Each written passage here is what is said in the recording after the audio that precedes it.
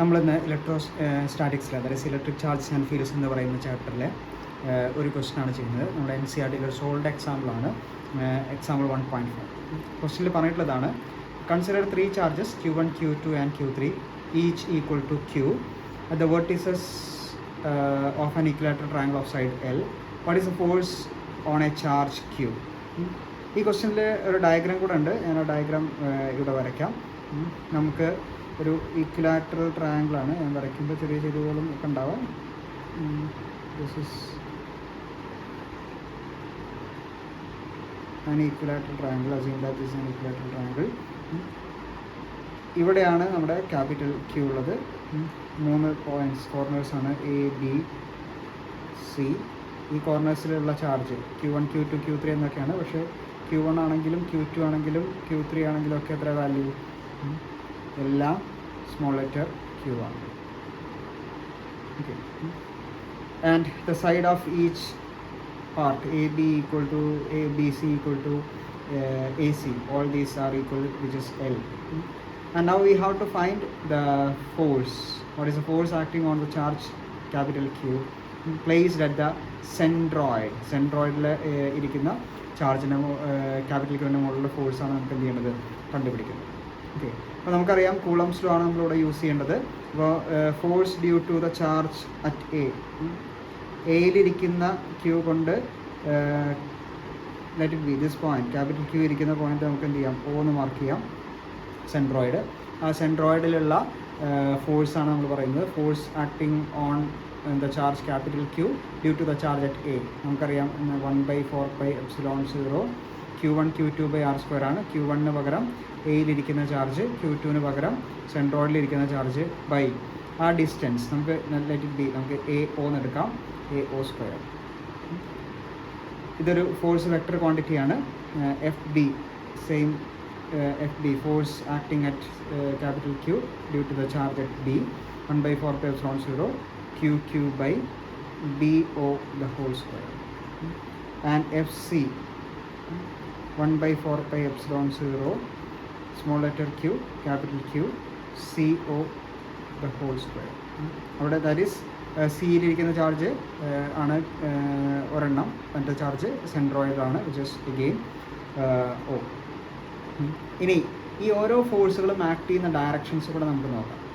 നമുക്കിവിടെ ചാർജ് പ്ലസോ മൈനസോ ഒന്നും പറഞ്ഞിട്ടില്ല, അതുകൊണ്ടെല്ലാം ഐഡൻറ്റിക്കൽ ചാർജസ് ആണെന്നാണ് അസ്യൂം ചെയ്യുന്നത്. സോ എയിലുള്ള ചാർജ് കൊണ്ട് ആക്ട് ചെയ്യുന്ന ഫോഴ്സ് FA എന്ന് പറയുന്നത് ഞാൻ എവിടേക്ക് മാർക്ക് ചെയ്യുന്നു? റിപ്പൾസീവ് ആണ്. ലൈക്ക് ചാർജസ് ആണെങ്കിൽ രണ്ടും പ്ലസ് ആയതുകൊണ്ട് റിപ്പൾസീവ് ആണ്. ഇപ്പോൾ താഴത്തേക്കായിട്ട് ഞാൻ മാർക്ക് ചെയ്യും. ബിയിലുള്ള ചാർജ് കൊണ്ട്, അല്ലേ, ബിയിലുള്ള ചാർജ് ഇവിടെയാണ് ഇരിക്കുന്നത്. അപ്പോൾ റിപ്പൾസീവ് ഫോഴ്സ് എങ്ങനെയാണ് വരിക? അതും Q ആണ്, സ്മോൾ ലെറ്റർ Q ആണ്. അപ്പോൾ ഈ ഫോഴ്സ് ഈ ഡയറക്ഷനിലേക്ക് വരും. സിയിലിരിക്കുന്ന ചാർജ് കൊണ്ടുള്ള ഫോഴ്സ് എങ്ങോട്ട് വരും? അതും റിപ്പൾസീവ് ആണ്. നമുക്ക് എങ്ങനെ എടുക്കാം? അപ്പോൾ FA, FB, FC ഈ 3 ഫോഴ്സുകളാണ് കാണിച്ചത്. ഇനി നോക്കാം, ഈ ചാർജ് ക്യാപിറ്റൽ Q എവിടെയാണ് ഇരിക്കുന്നത്? സെൻട്രോയിഡിലാണ്. അപ്പോൾ സെൻട്രോയിഡിൻ്റെ ഒരു പ്രത്യേകത എന്താണ്? എല്ലാ വെർട്ടിസസിൽ നിന്നും സെൻട്രോയിഡിലേക്കുള്ള ഡിസ്റ്റൻസ് എന്തായിരിക്കും? സെയിം ആയിരിക്കും. എല്ലാ വെർട്ടിസിൽ നിന്നും സെൻട്രോയിഡിലേക്കുള്ള ഡിസ്റ്റൻസ് സെയിം ആയിരിക്കും. നിങ്ങൾ മാത്സിലൊക്കെ പഠിക്കുന്ന ഒരു കണ്ടീഷനാണ്. ആ സെൻട്രോയിഡിലേക്കുള്ള ഡിസ്റ്റൻസ് എന്ന് പറയുന്നത് എന്താ വരിക? L/√3 എന്നൊക്കെ പറയുന്ന ഒരു റൂളൊക്കെ ഉണ്ട്. അപ്പോൾ എനിവേ നമുക്ക് അറ്റ്ലീസ്റ്റ് നമുക്ക് ആ വാല്യൂ എങ്ങനെയാണെന്നുള്ളത് അറിയില്ലെങ്കിൽ കൂടെ നമുക്ക് ചെയ്യാൻ ഇത് പറ്റും. കാരണം A എന്ന ഓയിലേക്കും B എന്ന ഓയിലേക്കും C എന്ന ഓയിലേക്കുള്ള ഡിസ്റ്റൻസ് എന്താണ്? സെയിം ആണ്. ഓക്കെ. അപ്പോൾ AO is equal to BO is equal to CO ആണ് എന്ന് പറഞ്ഞാൽ ഇവിടെയുള്ള എല്ലാ ടേംസും എന്താണ്? സെയിം ആണെന്നല്ല അതിൻ്റെ മീനിങ്. കാരണം ഇവിടെ ആകെ വ്യത്യാസം 1/4πε0 എല്ലാത്തിലും ഉണ്ട്. Capital Q, small letter Q എല്ലാത്തിലും ഉണ്ട്.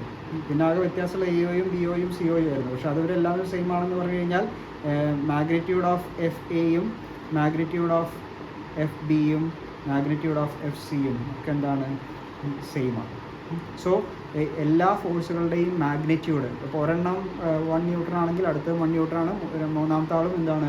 1 ന്യൂട്ടൺ തന്നെയാണ് ഫോഴ്സ് വരുന്നത്. ഓക്കെ.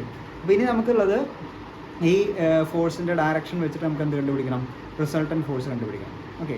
അപ്പോൾ അതിന് നമ്മൾ +1 പഠിച്ചിട്ടുള്ള ഒരു റൂളാണ് യൂസ് ചെയ്യുന്നത്. നമ്മൾ FA നമ്മൾ ആ ഫോഴ്സസ് ഒന്ന് മാർക്ക് ചെയ്യാണ്, വീണ്ടും താഴേക്ക് സെപ്പറേറ്റ് എടുത്ത് കാണിക്കുകയാണ്. FA ഈ ഡയറക്ഷനിലാണ് വരുന്നത്, FB എങ്ങോട്ടാണ് വരുന്നത്, ഈ ഒരു ഡയറക്ഷനാണ് എന്ത് വരുന്നത്, FB വരുന്നത്. FC വരുന്നത് എങ്ങനെയാണ്, ഈ ഒരു ഡയറക്ഷനിലാണ് അല്ലേ. ഈ 3 ഫോഴ്സുകളുടെയും മാഗ്നിറ്റ്യൂഡ് സെയിം ആണ്. ഇനി ശ്രദ്ധിക്കേണ്ട കാര്യം ഇവരുടെ ഇടയിലുള്ള ആംഗിളുകളാണ്. ഇവരുടെ രണ്ടുപേരുടെ ഇടയിലുള്ള ആംഗിൾ എന്ന് പറയുന്നത് എത്ര വരിക, 120 ഡിഗ്രിയാണ് വരുന്നത്. ഇതിൻ്റെ ഇടയിലുള്ള ആംഗിളും 120 ഡിഗ്രിയാണ് വരുന്നത്. ഇതിൻ്റെ ഇടയിലുള്ള ആംഗിൾ എത്ര വരിക, 120 ഡിഗ്രിയാണ് വരുന്നത്. അതായത് ടോട്ടൽ 360 ആണല്ലോ. സോ 120 ഡിഗ്രിയാണ് എല്ലാത്തിൻ്റെ ഇടയിലുള്ള ആംഗിൾസ് വരുന്നത്. ഈ +1 നമ്മൾ പഠിച്ചിട്ടുള്ളൊരു റൂളുണ്ട്.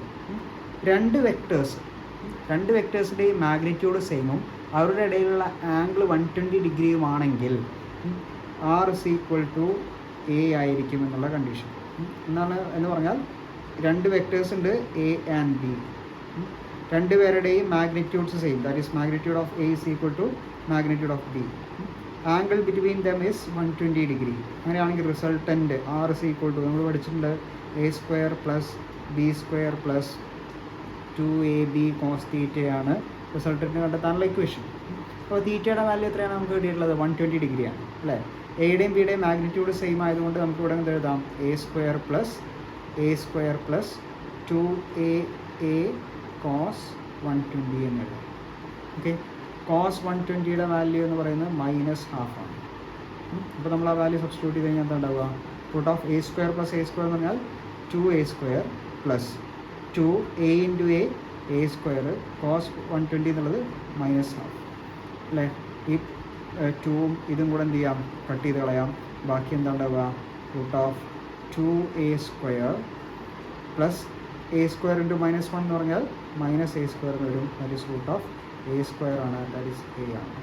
അപ്പോൾ സംഭവം ഇത് +1 നമ്മൾ പഠിക്കുന്നൊരു കാര്യമാണ്. എന്താ പറഞ്ഞിട്ടുള്ളത്, രണ്ട് വെക്ടേഴ്സ് അവരുടെ മാഗ്നിറ്റ്യൂഡ് സെയിം, അവരുടെ ഇടയിലുള്ള ആംഗിൾ 120 ഡിഗ്രി ആണെങ്കിൽ റിസൾട്ടൻറ്റ് വെക്ടറും ഇതിൽ വൺ ഓഫ് ദ വെക്ടറും എന്തായിരിക്കും, സെയിം ആയിരിക്കും. അല്ലെങ്കിൽ ആ വൺ ഓഫ് ദ വെക്ടറിൻ്റെ മാഗ്നിറ്റ്യൂഡ് എന്താണോ അത് തന്നെയായിരിക്കും ആർക്കും ഉണ്ടാവുക, റിസൾട്ടൻറ്റ് വെക്ടറിനും ഉണ്ടാവുക. ഓക്കെ, ഈ കണ്ടീഷനാണ് നമ്മളിവിടെ എന്ത് ചെയ്യുന്നത്, ഈ പ്രോബ്ലത്തിൽ യൂസ് ചെയ്യുന്നത്. അപ്പോൾ നമ്മൾ എന്താണ് എടുക്കുന്നത്, FAയും FBയും FCയും അല്ലേ, 3 ഫോഴ്സസ് ആണ്, ആക്ട് ചെയ്യുന്ന ഡയറക്ഷൻസും കാണിച്ചിട്ടുണ്ട്. അപ്പോൾ നമുക്ക് ഈ ഒരു ക്വസ്റ്റ്യനിൽ നോക്കാം, FBയുടെ മാഗ്നിറ്റ്യൂഡും FCയുടെ മാഗ്നിറ്റ്യൂഡും സെയിം ആണ്. ആൻഡ് അവരുടെ ഇടയിലുള്ള ആംഗിൾ എത്രയാണ്, and angle between them is 120 degree. അപ്പോൾ അങ്ങനെ പറഞ്ഞു കഴിഞ്ഞാൽ ഇവരുടെ റിസൾട്ടൻറ്റ് FBC എന്നെടുക്കുന്നു കേട്ടോ. Resultant FBC എന്നെടുക്കുന്നു. എന്തിനോട് ഈക്വലൻ്റ് ആയിരിക്കും, ഐദർ FBയോട് അല്ലെങ്കിൽ FCനോട് എന്തായിരിക്കും, ഈക്വൽ ആയിരിക്കും. ക്ലിയർ ആണല്ലോ. ഇനി ഈ രണ്ട് വെക്ടേഴ്സിൻ്റെയും റിസൾട്ടൻ്റാണ് നമ്മൾ എടുക്കേണ്ടത്. ഇതാണ് നമ്മുടെ നമുക്ക് ഇത്രയും ഉണ്ടാകും ചെറുതാക്കാം. ഇതാണ് നമ്മൾ എന്തെടുക്കുന്നത്, FB, ആൻഡ് ഇതാണ് FC എന്ന് വിചാരിക്കുക. FBയും FCയും റിസൾട്ടൻ്റ് നമ്മളെങ്ങനെ കണ്ടുപിടിക്കുക, രണ്ട് വെക്ടേഴ്സ് വന്നിട്ടുണ്ടെങ്കിൽ നമ്മൾ എന്ത് ചെയ്യും, ഡയഗണൽ കംപ്ലീറ്റ് ചെയ്യണം അല്ലേ. സോറി, പാരലോഗ്രാം എന്ത് ചെയ്യണം, കംപ്ലീറ്റ് ചെയ്യണം. എന്നിട്ട് അതിൻ്റെ പ്രിൻസിപ്പൽ ഡയഗണലായിരിക്കും എന്ത് വരിക, റിസൾട്ടൻ്റ് വരിക അല്ലേ. അപ്പോൾ ഇതാണ് നമ്മുടെ FBC എന്ന് പറയുന്ന വെക്ടറിൻ്റെ ഡയറക്ഷൻ വരിക. അപ്പോൾ ഈ ഡയഗ്രത്തിൽ നമുക്ക് മനസ്സിലാവുന്നൊരു കാര്യമുണ്ട്, റിസൾട്ടൻ്റ് FBCയുടെ ഡയറക്ഷൻ എങ്ങടാ, FBC is acting upwards. Clear ആണല്ലോ. ഇനി നോക്കുക, നമ്മുടെ FBC എവിടേക്കാണ് ആക്ട് ചെയ്യുന്നത്, മുകളിലേക്കാണ് ആക്ട് ചെയ്യുന്നത് കേട്ടോ.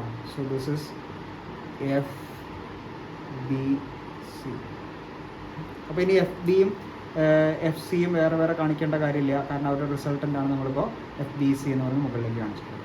ഇനി ഇവിടെ ഈ പോയിൻ്റ് ഇത് O ആണ്, ഇവിടെ ആക്ട് ചെയ്യുന്ന ഒരു ഫോഴ്സ് കൂടെ ഉണ്ട്, അതാരാ, FA അല്ലേ. അത് എവിടേക്കാണ് ആക്ട് ചെയ്യുന്നത്, താഴത്തേക്കാണ് ആക്ട് ചെയ്യുന്നത്.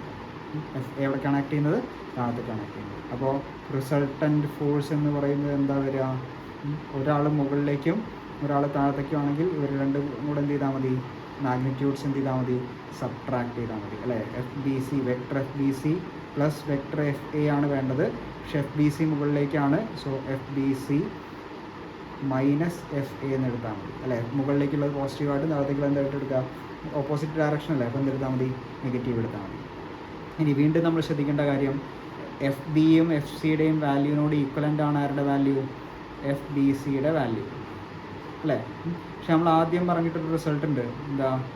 എഫ് ബിയുടെ എഫ് സിയുടെയും വാല്യൂവിനോട് ഈക്വലൻ്റ് ആണ് ആര്? എഫ് എയുടെ വാല്യൂ. അപ്പോൾ മാഗ്നിറ്റ്യൂഡ് ഓഫ് എഫ് ബി സിയും മാഗ്നിറ്റ്യൂഡ് ഓഫ് എഫ് ബി സിയും മാഗ്നിറ്റ്യൂഡ് ഓഫ് എഫ് എയും എന്താണ്? സെയിം ആണ് എന്നല്ലേ?